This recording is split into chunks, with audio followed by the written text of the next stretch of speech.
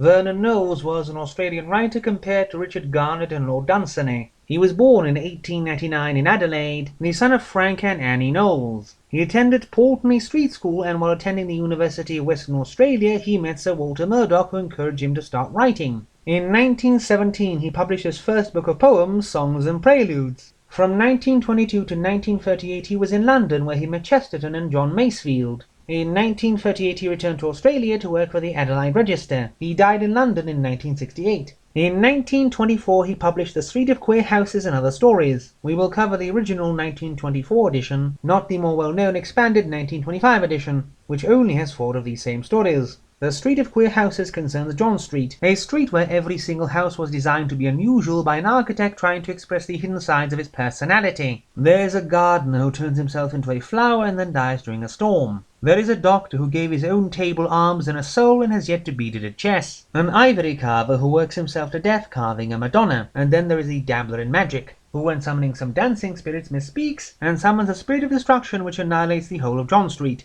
The Star Maiden has an angry goblin bewitch a man to fall in love with a star. Only she does indeed come down to snog, despite the impotent angry sputterings of the Lord of the Skies. The watch has Henry Wardley receive a mysterious gift of a watch, after his own had been stolen. He puts it next to his bed, but dreams of being tied down by 4 vicious old men, with the watch set to blow him up at 5 o'clock. When the watch stops a minute before 5, he wakes up and throws it in a lake. The author who entered his MS has a writer finally begin his great novel, and draw a tiny door on the margins, only to shrink and enter through said door to speak to the beautiful lady beyond. But then he has a friend who has a tendency to tear up his manuscripts. The pine that walked has a pine tree spent years bewailing the fact it cannot walk, so the gods allow him to walk at night, but he must bear the consequences. And after much wandering about in the southern country, it indeed must face them, but does so bravely till the end. The country of the gods concerns a man, a habitual pagan, entering the country of the gods after speaking an incantation, and after much time finding the woman he once met there and the lily needed by both to remain there forever.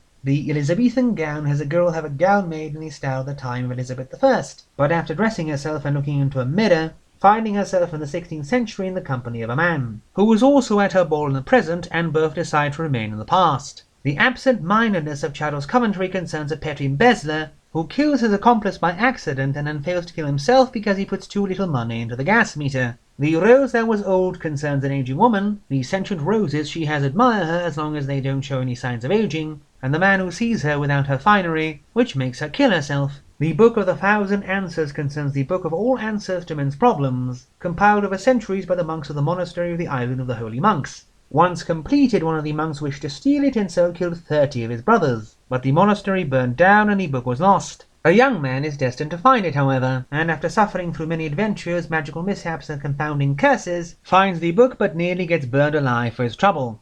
Knowles' stories are fun and run the gamut from light-hearted fantasy to the grim and tragic.